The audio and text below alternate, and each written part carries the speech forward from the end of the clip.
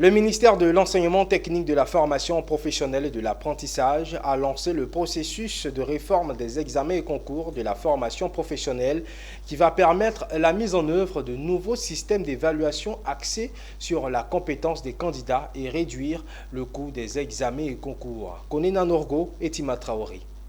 C'est le dernier virage amorcé par le ministère de l'Enseignement technique, de la formation professionnelle et de l'apprentissage pour se doter d'un nouveau système d'évaluation et de certification. Cet atelier ouvert ce mercredi 25 octobre au site fort va permettre de discuter en profondeur la réforme des examens et concours de la formation professionnelle. En organisant l'atelier de la réforme du dispositif général d'évaluation des examens et concours, nous ne faisons que renchérir l'idée selon laquelle toute formation ne s'apprécie ou ne se mesure qu'à l'aune des systèmes d'évaluation ultra sélectifs.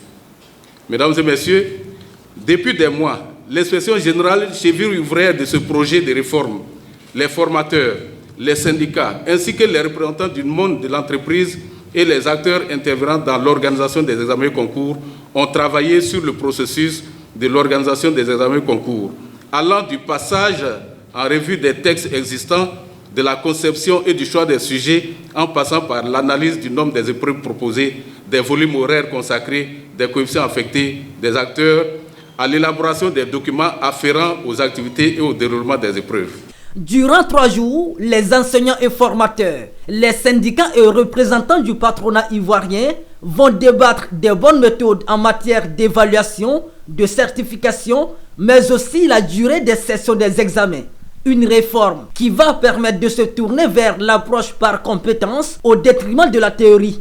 Alors les avantages sont extrêmement importants parce que vous prenez un jeune qui vient apprendre la maçonnerie. La théorie en maçonnerie, c'est quoi? On veut le voir au pied du mur, comme vous dites, c'est au pied du mur qu'on reconnaît le vrai maçon. Donc on veut le voir en train de construire un mur, en train de construire une maison, quelque chose de pratique. On veut prendre un jeune qui fait la cordonnerie, on va le voir en train de fabriquer une chaussure, en train de fabriquer une ceinture. Mais c'est des choses pratiques sur lesquelles on va juger les jeunes sur plusieurs jours. Ouvert ce mercredi 25, cet atelier de validation de réforme des examens et concours de la formation professionnelle prendra fin le 27 octobre 2023.